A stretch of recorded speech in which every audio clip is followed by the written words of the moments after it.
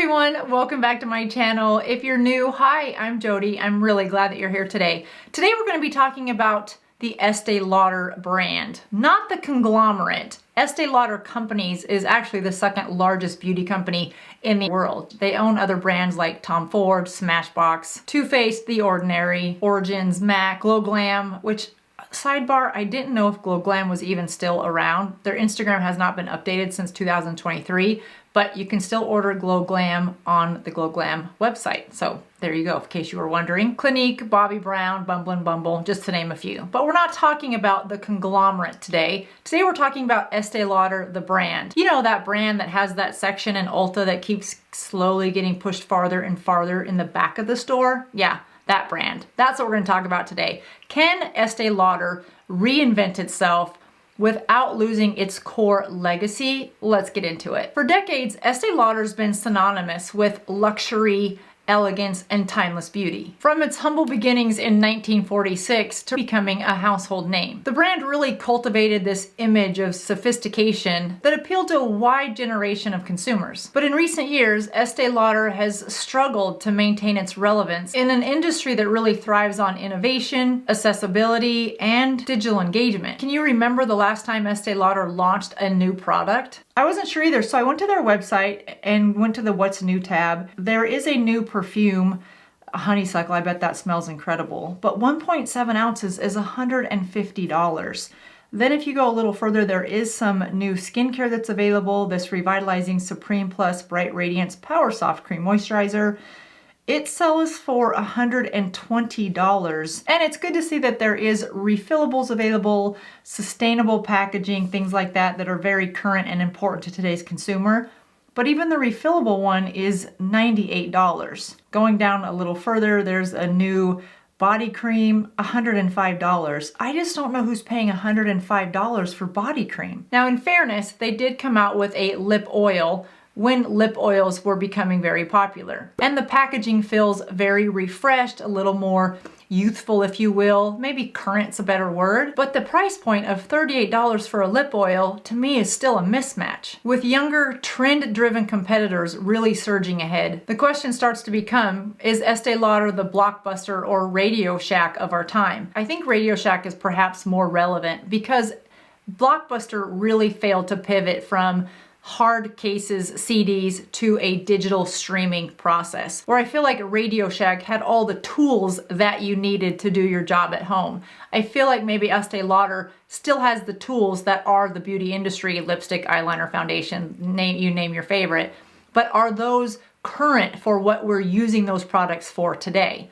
I think the answer may be somewhere in between. Unlike its competitors, which continuously reinvent themselves with viral launches and limited edition collections, Estee Lauder has remained largely static. The brand's best sellers, which is the Advanced Night Repair Double Wear Foundation that I know many of you love, and the Pure Color Envy Lipstick, well, they're all decades old. Now, don't get me wrong, just because something's decades old doesn't mean you should change it. In fact, I wish some of my favorite foundations would have never changed their formulation. Estee Lauder's Double Wear Foundation is beloved by many, so let's not touch that, but maybe reinvent products around this one that is such a hero product.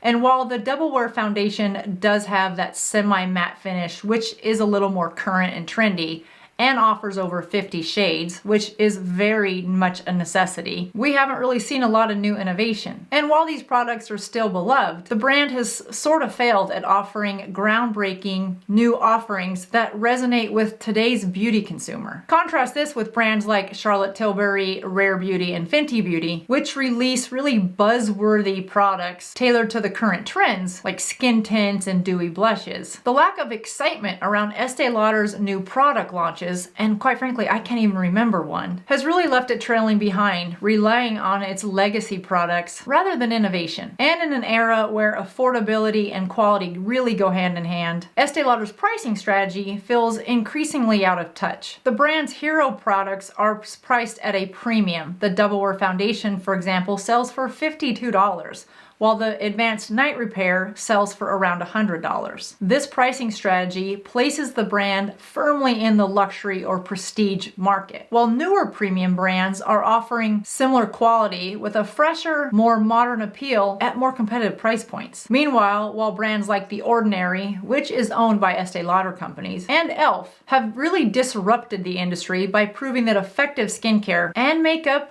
don't have to break the bank. As Gen Z prioritizes affordability and transparency, Estee Lauder's higher price tag, without a compelling brand evolution, definitely make it a harder sell. And then there's Estee Lauder's marketing approach, which relies heavily on traditional department stores and celebrity endorsements. And while I do think using celebrities to bring awareness to a brand is an effective approach, when it comes to specific products and how to best utilize them to reach the target audience in today's society of social media, it's really influencers that are doing that. To Estee Lauder, who just recently re-signed Paulina Poroskova, who was a model for them back in 1988.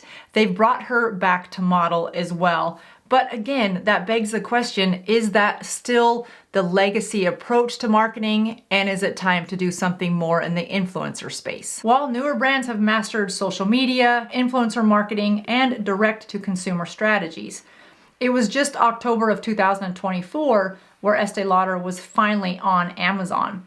Estee Lauder Companies was first on Amazon with Clinique just back in March of 2024. TikTok, Instagram, and YouTube have really become the battlegrounds for beauty brands. And unfortunately, Estee Lauder's presence in social media is far weaker than many of its competitors. When's the last time you saw an Estee Lauder ad come up in social media? And now that you've watched this video, watch, I bet you'll see a lot more of them. But overall, Estee Lauder's social media presence pales in comparison to digitally native brands like Glossier, Rare Beauty, and Fenty Beauty, which have really built communities by interacting directly with its consumers. While Estee Lauder tends to rely more on its legacy prestige, competitors seem to be using relatability and accessibility to drive brand loyalty. The decline of Blockbuster and Radio Shack should serve as a cautionary tale for legacy brands. The video rental giant failed to embrace streaming and was eventually outpaced by Netflix and other competitors. Unfortunately, it appears, for now anyway, that Estee Lauder's slow response to the evolution and ever-changing beauty industry seems to be echoing these missteps. Has Estee Lauder been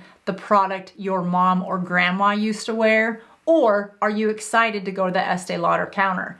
I just haven't seen anything that really excites me, and they're not even my first thought. I guess because I don't really buy my cosmetics at the department store as much anymore as a Sephora, for example. And while Estee Lauder remains a globally recognized brand with strong heritage, its reluctance to adapt and evolve could really spell trouble. With rising competition from things like indie brands and influencer-led product lines, and quite frankly, a consumer base that prioritizes innovation, affordability, inclusivity, and trend-driven beauty, the company must take bold steps to avoid becoming another cautionary tale. For Estee Lauder to claim its place as a brand leader in the beauty industry, I think we all agree it must embrace change. The brand needs fresh product innovation, a much stronger digital media presence, and quite frankly, pricing that appeals to a much larger demographic. When you're talking about a beloved foundation formula for $53, there are several on the market that perform just as well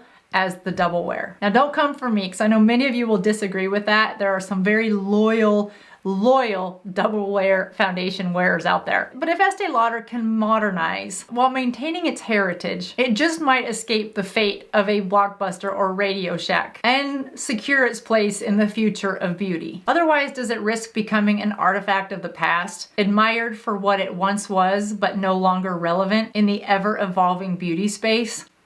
I hope not, because Estee Lauder was one of those brands, as while I was growing up, I really aspired to be able to go to the Estee Lauder counter and afford the products. But for all generations, especially those of us that are Gen X that loved this brand for years, are we still willing to hold on to the legacy and the prestige of the brand?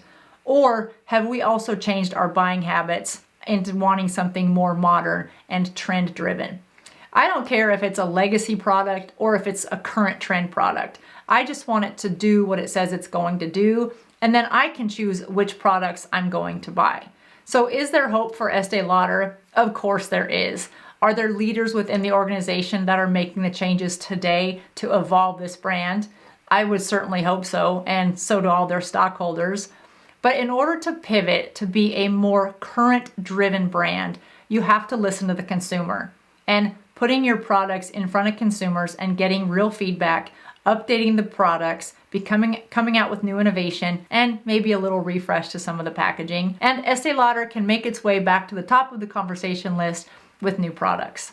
Let me know what you guys think in the comments below. When's the last time you purchased an Estee Lauder product? I would love to know. And if you have a favorite, let us know that as well. Because maybe over time, we've forgotten what some of our favorite Estee Lauder products were, only because we've been wowed by the next product on the market. And Estee Lauder, if you happen to be watching and you are looking to leave the celebrity marketing and go into influencer marketing, here I am. I would love to bring Estee Lauder more current on its social media influencer-led marketing.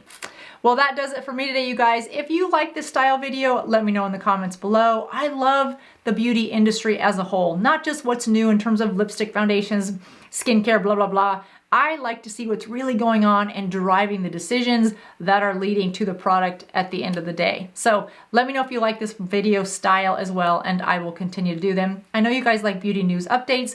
This is a little bit more of a deep dive, and I was here for it. I loved doing this research. So I hope you enjoyed it as well. I will see you guys in just a couple days. Until then, have a wonderful rest of your week. Thanks for watching. Bye-bye.